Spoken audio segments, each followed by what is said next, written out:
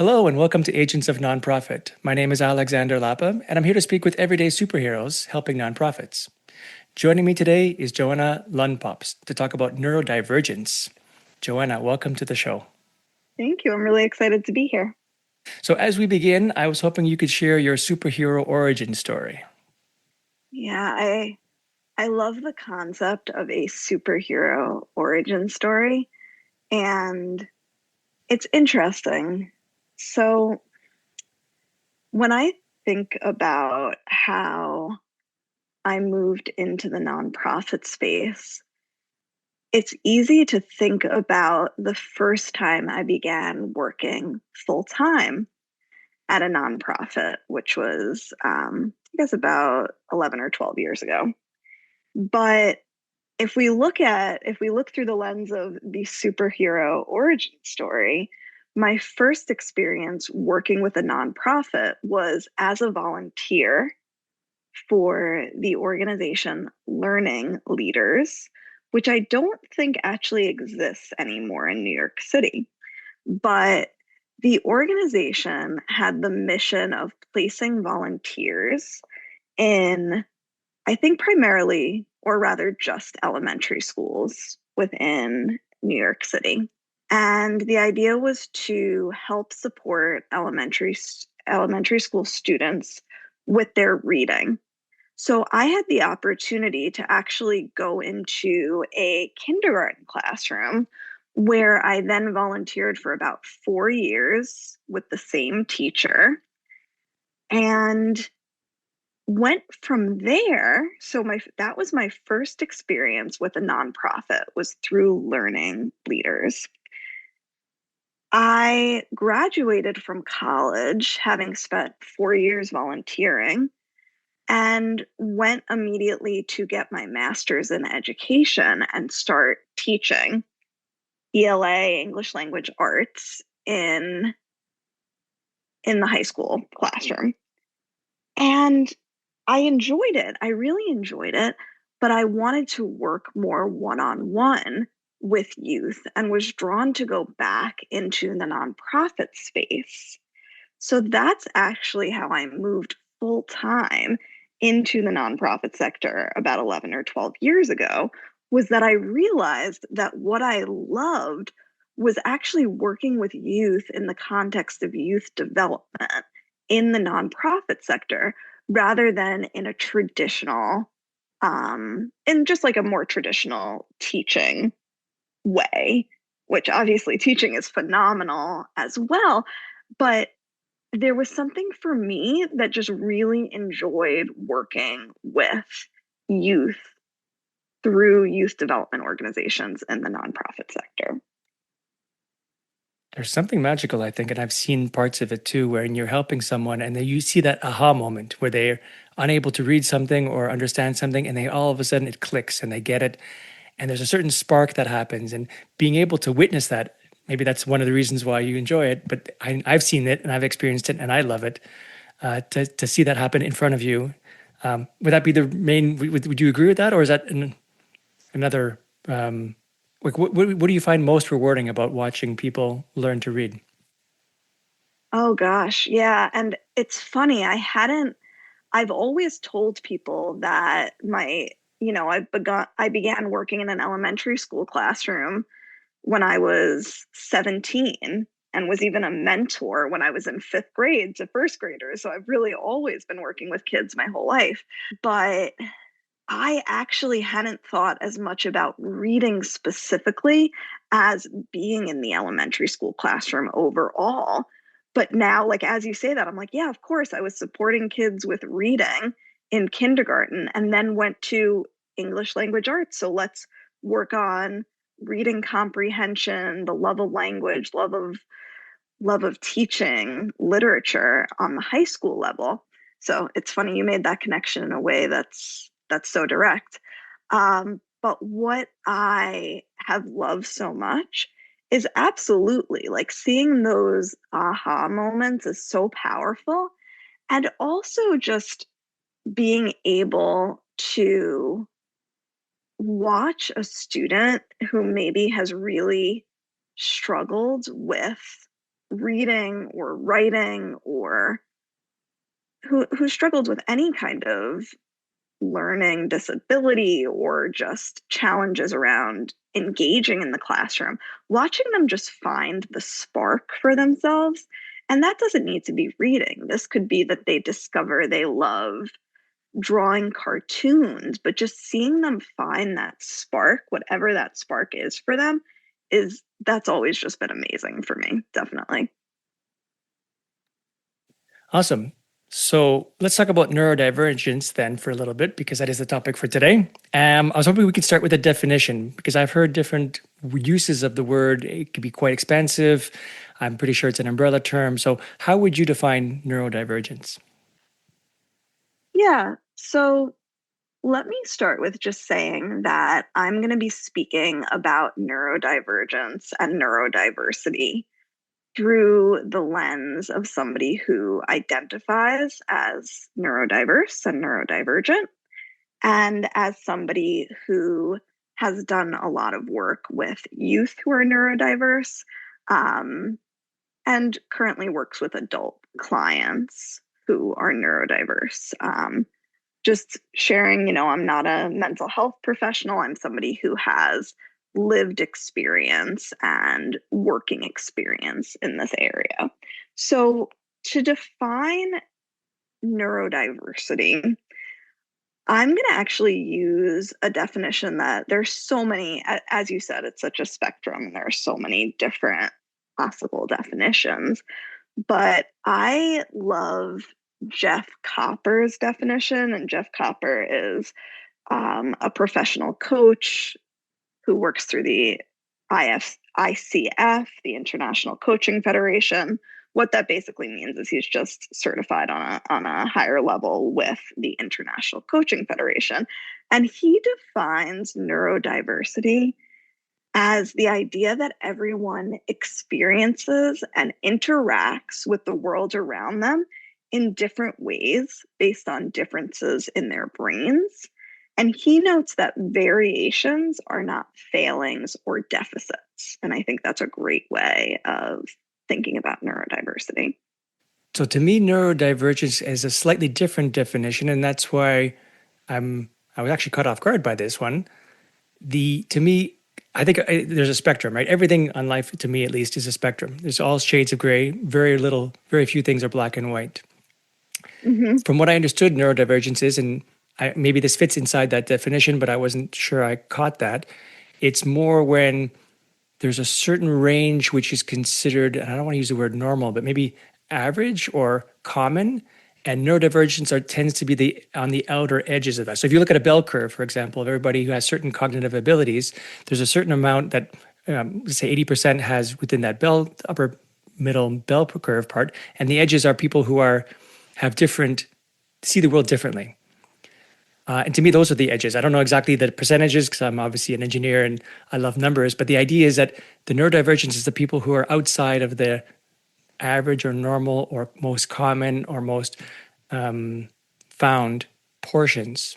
Is that kind of in line Yeah. with what you were thinking as well, or is it much more of a open concept to you? So I can define, so I went more with the definition of neurodiversity. What we can do is I can just I can define both of them. So neurodiversity is more of the idea of the fact that everyone is engaging in the world in different ways based on brain differences. But neurodivergence, I can offer a specific definition of that, which my definition is essentially that there is an idea of what's neurotypical imposed by society. And neurodivergence is folks whose brains operate outside of what is considered neurotypical. Okay, perfect. That's kind of in line with what I had in mind. So I'll use those terms then, neurotypical and neurodivergent, for this Yeah, conversation. Thank you that's for that. totally fine. Definitely. So, neurodiversity can be thought of in the same way we would think of, let's say, racial diversity, right? That anybody is falling into that category, that you have folks all over the spectrum who are covered by that idea of diversity. And neurodivergence implies an idea that you are in some way deviating from what is considered neurotypical by society. So that can look very different based on where you live, based on the culture that you're in. But the idea of neurodivergence would imply that you are in some way operating outside of what is considered typical for your brain by society. So that gets into a lot of really deep and interesting things, but that would be the difference for me between neurodiversity and neurodivergence. That's super clear. Thank you for that. I totally agree. And I align with those kinds of definitions. So neurodiversity is the entire spectrum of itself. And the Yep. neurodivergent someone is someone who is atypical. Perfect. Let's work with that. Okay. Sounds good So to me. in the context then of nonprofit organizations, what are some strengths that are normally found in neurodivergent people who are not necessarily found in atypical people, in the sense of, like, I'm thinking off the top of my head as, Rain Man style, someone who is able to see things in a much different way, or slightly different way even, but it's like almost like a superpower. Like they have the ability to see things and make connections with things that are not noticeable as quickly, let's say, through a typical person. They're able to see connections and patterns or something. Again, they're technically viewing the world slightly differently, and therefore they have a certain ability to bring something to the table that someone who is typical would not necessarily need or be able to bring to the table. Yeah, so I think let me begin with when we talk about neurodivergence, that can cover both conditions that are diagnosed and strengths that may never be diagnosed because someone may not seek a diagnosis. And that can be anything from what you're referencing around autism to ADHD to complex trauma, OCD, anxiety, um, folks who are twice exceptional. There are just so many different diagnoses and characteristics that can fall under the umbrella of neurodivergence. I want to specifically call out that movies like Rain Man that you're referencing can really give people a very specific view of what autism looks like. And autism particularly is a huge spectrum. So that may look like what folks think of when they think of Rain Man. And that might also look like um, a coworker who you spend time with who looks absolutely nothing like that, who may be masking super successfully, that you may notice sometimes they're extra detail oriented, speaking to strengths, but there's nothing else that you really notice that would lead you to think that this person might be autistic because it's so diverse. What autism can look like, you know, autism spectrum disorder is so aptly named because autism is such a spectrum, such an incredible spectrum that you can absolutely be in a relationship with someone for 20 years and not know that they are autistic because we've been taught that autism tends to present in a very specific and often white and male way. So we tend to think of maybe the white male who loves trains, and that's been presented to us as autism. But autism is a fantastic and huge spectrum. So I want to start there. And I also want to speak to the fact that with neurodivergence showing cover being such an umbrella term, there are so many different types of strengths that folks bring.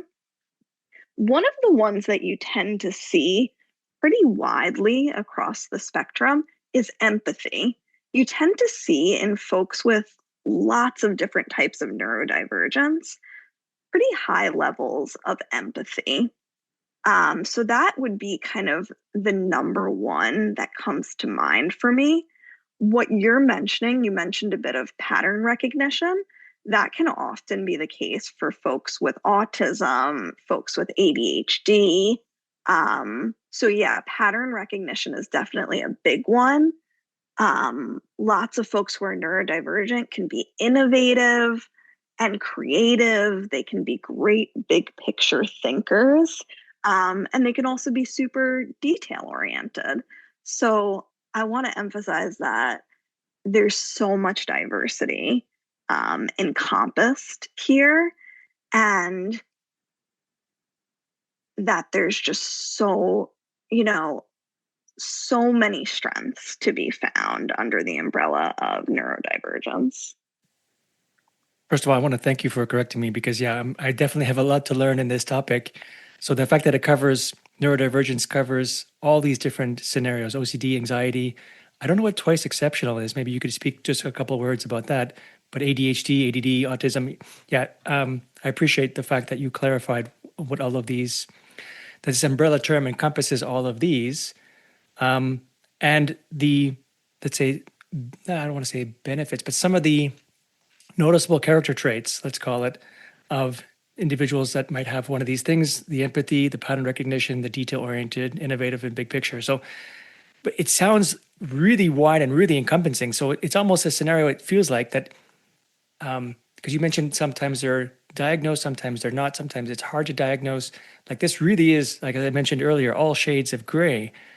Maybe there isn't even a need to diagnose certain people, or I guess it gets more in the therapy side, but I'm just curious to see if there's, my thought was, is there a need to even know if they are or not? Or it's just like this person seems to be detail oriented, therefore let's give them more detail oriented, or this person seems to be more able to recognize patterns, so let's give them more pattern recognition type of work. Like I'm trying to see how an organization can leverage some of the skills that these individuals are able to offer that may not be as apparent in other individuals.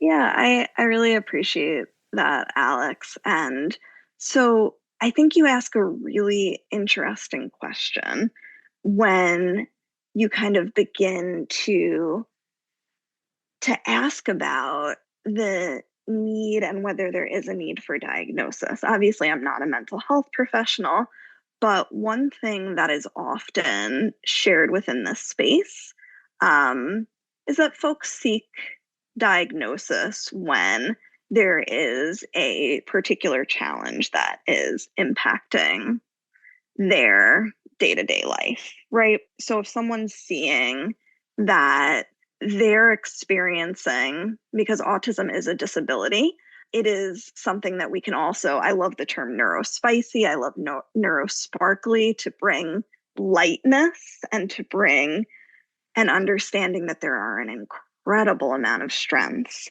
But it is a disability. And so folks may seek a diagnosis, and this would be true not just for autism, but it could be true for somebody who's struggling with CPTSD, complex post traumatic stress disorder, someone who's struggling with symptoms of OCD, that they can seek a diagnosis when it's impacting their day to day life. But if you look at somebody who's, for instance, gifted, they may not, because folks who are gifted fall into the spectrum of neurodivergence. So someone like that may not seek a diagnosis because it may not be necessary.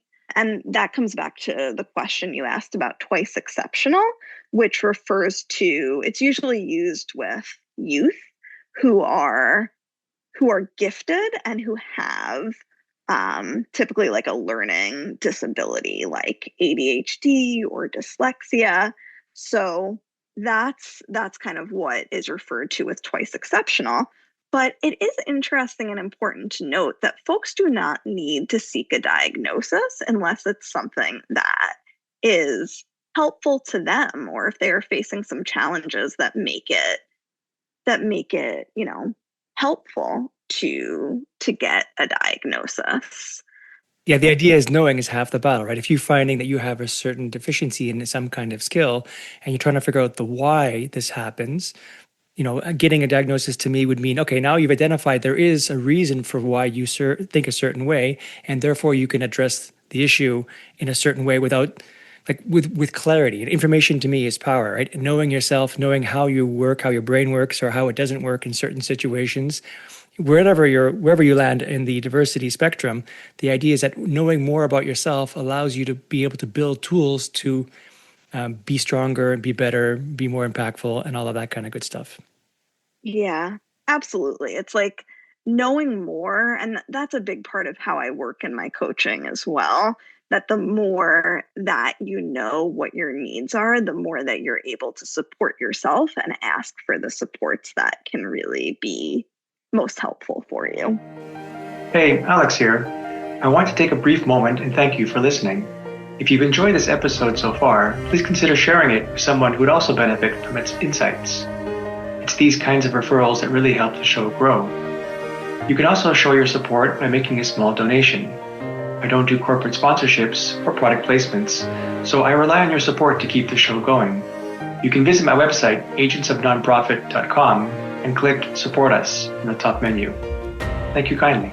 So let's take this now to a context of a nonprofit organization. Let's say there's an executive leader listening. They work at a nonprofit, and they are aware, or it's known that one of their staff is neurodivergent. Is there anything that you can recommend for that executive to be able to leverage that person's skill? Or I know, of course, this is going to be it depends type of answer, but any kinds of things where you can make recommendations of saying, look, this person, because they're neurodivergent, you might need to take a different approach than you do with other staff members. Maybe patience is, you can have greater patience. Maybe you're able to do this. Like, is there any kind of, like a checklist of things that they can go through to say, okay, this person just needs a bit more attention I would say attention to detail. They need a little more attention to be able to really flourish in this environment. That's a great question. And I really appreciate thinking through how executive management can support folks who are neurodivergent. So when we think about that, I want to also note that for any executive leader listening to the podcast, if you are leading any organization, chances are you oversee staff who are neurodivergent, because we're looking at the percentages, depending where you look, can vary widely, but it's pretty widely accepted that 15 to 20% of folks are neurodivergent. And some research indicates that it could be closer to 30 to 40% who fall into the category of neurodivergent. So, with that in mind, I think it's important to be thinking not just about one individual who you may think of as potentially neurodivergent, but what supports can you put in place for all of your staff that are helpful for those who are both neurotypical and neurodivergent. So this might look like things that can seem really simple, but can actually be super helpful. For instance, is your expectation that whenever you have, say, a Zoom call, everybody has their camera on? That could be something that's not super supportive of lots of different types of neurodivergence, because someone may feel a lot more comfortable engaging if their camera is off. And that may mean that you are getting higher quality engagement from that person in a way that if they had their camera on, they might be distracted. I know that's something that's true for me and my brand of neurodivergence. It could be thinking about how much flexibility we give to staff, right? So that can look like, what do your flexible work arrangement policies look like? That's something that comes to mind there.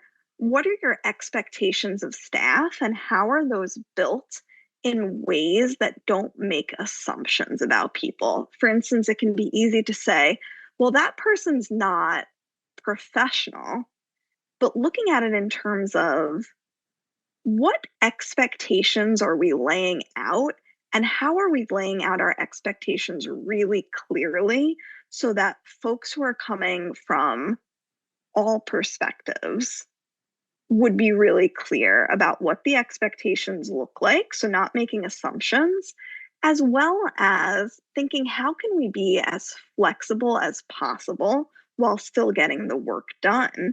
So things like, how do we communicate in ways that support neurodivergent folks? What flexibility do we give them in how they perform their work? And this will probably be a separate topic for us to discuss, but how do we think about diversity, equity, inclusion, and belonging in a way that is inclusive of folks who are neurodivergent? I remember a while ago when I was working with a great manager. So I was an employee. I was working with a manager. He had maybe a dozen people working under him, of which I was the one, or I was one.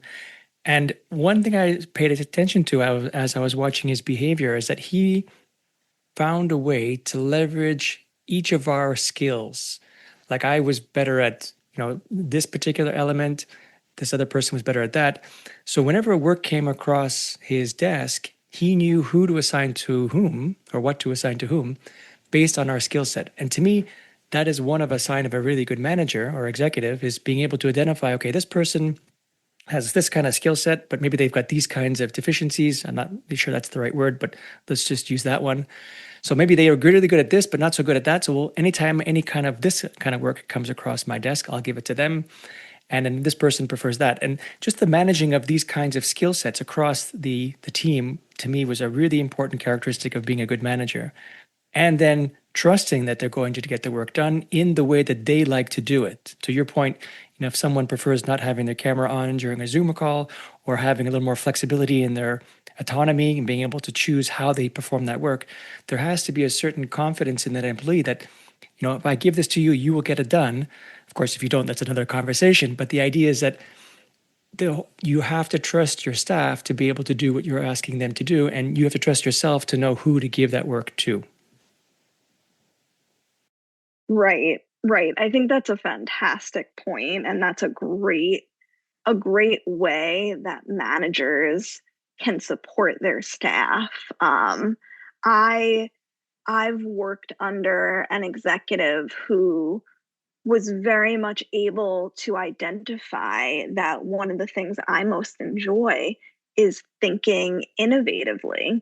And I was provided the opportunity to really lead some very innovative projects that required a lot of critical, analytical, big picture thinking, which I really enjoyed. And I think that's something that is so powerful, is to know your people and to know what their particular strengths are to be able to best support them.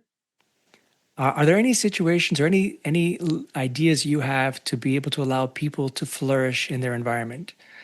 Because I think if it's, as we're getting to this conversation, I'm seeing that it's again, all shades of gray, whether the person is diagnosed as neurodivergent or not. I'm not even sure makes a difference at some point. It's just people with different skill sets and different people with different interests and different flaws and deficiencies. And I mean, this to me is just being human. There's nothing, we are a spectrum, all of us. So the idea is that, are there any particular tips, anything specific regarding neurodivergency that can be introduced to an environment or thought of that needs a bit more attention, let's say, to be able to allow people to flourish in a nonprofit organization? Yeah, I'm going to take this a bit more big picture. So I think when we think about, I've spoken to some of the aspects of a flexible work schedule and communication. But to take this more big picture, one of the biggest challenges for many neurodivergent professionals is feeling like they need to mask in the workplace. And the idea of masking is that you are hiding some significant part of yourself because you have likely been taught that that part of you does not belong in some way. So I think one of the biggest ways that we can help neurodivergent nonprofit professionals to thrive is creating a culture where you are welcome to bring and encouraged to bring all of your full self into the workplace. And I think sometimes this is spoken about specifically. So you are allowed to bring, that we want to learn more about your cultural background, or you are absolutely welcome to share about really like your sexual orientation, your ethnic background, your gender identity, like these, you're encouraged to bring your full self in a lot of nonprofit environments, which is great. But one part that tends to be left out is really embracing, sharing how your brain operates in just the same way that you would share your cultural background, that it's something to be proud of or to embrace in the same way you might be really excited to share an element of your culture with somebody, with your workplace rather. So I think that a workplace that celebrates neurodiversity is encouraging neurodivergent employees to thrive and to flourish, because that workplace is setting the expectation that you don't need to mask, right? So going back to what I spoke about before, that we want to be clear about what we mean when we mean professionalism, it can be really supportive for a workplace to demonstrate that professionalism to us looks a lot of different ways. And being your full neurodiverse self can absolutely and is absolutely encouraged to be part of your professional identity. I love it. Bringing your full self, for sure, I can totally embrace. There was an exercise I did with a nonprofit a few years ago, which I thought was really helpful. And it was it was like a weekly meeting that we had, to catch up, powwow, a type meeting. And at the end of it was like a status meeting basically. And at the end of that status meeting, one individual was selected to do a presentation called Hello, My Name Is. And it was an opportunity for that person to share a slide deck or not and talk for anywhere between 5 to 15 minutes about themselves, to introduce their background, their family, their interests. And to me, that would be a fantastic channel to express not only your cultural heritage, but also to your point, your mental and your brain side of things as well too. So it's a very positive way of getting to know who you're working with. And of course, it's the full spectrum. It's not just focused on one particular element of who you are. It's the whole full self. So that would be one tactic I could recommend to organizations, because I found after a few of these had been done, we all felt closer and more connected because we understood each other better. So love it. I think it's great. I'm curious, just changing topics ever so slightly, as we move toward the future and moving toward AI, because again, I'm also a geek and a techno nerd.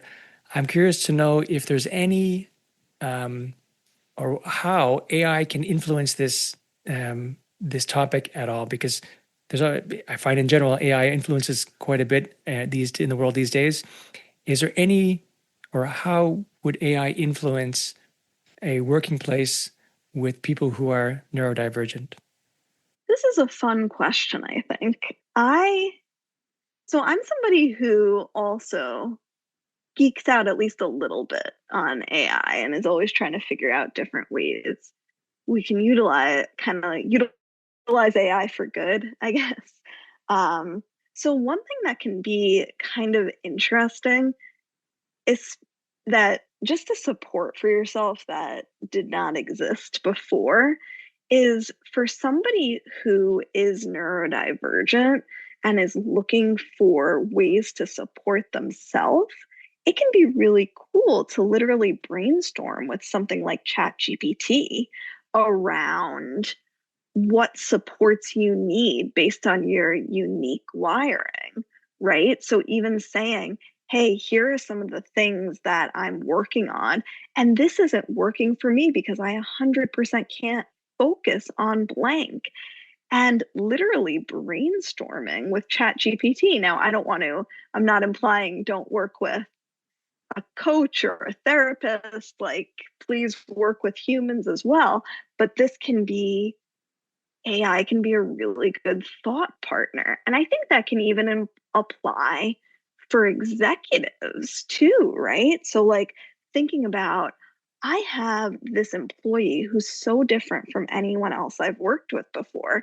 Can I, maybe before I reach out to them, can I run my response by ChatGPT? Because I think you can actually get, obviously there are a ton of limitations, but I think you can get some really helpful feedback from AI around, like, how do I take this plan? So even if you're like, I have a plan to introduce blank to my staff, running it through ChatGPT and asking, how can I make this plan more more brain friendly for our neurodivergent and neurodiverse staff? So that's just a thought I have that might be kind of interesting to bring AI into it. Leaning into the superhero theme of the show, I was curious also to know if you had a certain superpower or a magic wand to change something in the world of neurodivergence and nonprofits, what would it be? It's very clear to me. This one actually feels pretty clear to me that I would love, if I were waving this magic wand, I'm, thinking about Harry Potter. I've got my growing up in the 90s and 2000s Harry Potter hat on. I would love to make conversations about neurodiversity a key element in conversations about DE&I. I would love neurodivergence to be right up there with those topics. The reason I say this, and this is like my magic wand Harry Potter plan, is that right now, if you look at the research from just a couple years ago, 73% of HR professionals were not considering neurodiversity in their practices. And that's according to the Chartered Institute of Personnel and Development. And that's incredible when you think about the fact that 72% of HR professionals are not looking at neurodiversity. So that's something that I'm waving my magic wand here. And that's where I want to land, that all conversations about diversity, equity, inclusion, and belonging include neurodiversity. Joanna, this has been great. This is a fascinating topic. I'm sure we could talk about it for hours. But I'll stop here and just allow you to share how people can reach out to you, because hopefully they'll have questions that they would love to learn more or ask, learn more. How can people get in touch with you online? Sure. So I think that the two best ways, first of all, I can share with you so you can put it in the show notes, my LinkedIn profile and Instagram profile. I think the two best ways to reach me are through LinkedIn, if you want to send me a message through there, or if you want to email me at joannalundpops.com. I can give that all to you, Alex. But those would be the two best ways to reach me, would be through email or through a LinkedIn message. And so that folks know, what I really love doing is I really love supporting neurodivergent professionals and leaders in the nonprofit space to be able to unmask and to really alchemize. I like the word alchemize their imposter syndrome, because so many folks with neurodivergence can struggle with that and with masking, like we talked about. So those are the folks I really love to help them find their voice and their unique, authentic leadership style. I really appreciate it, Joanna. Thank you so much for joining me today, and thank you so much for doing what you do. Thanks so much for having me, Alex. This was a great conversation. All right, that's it for today. I'm Alexander Lapa, and I hope you join me again in the next Agents of Nonprofit.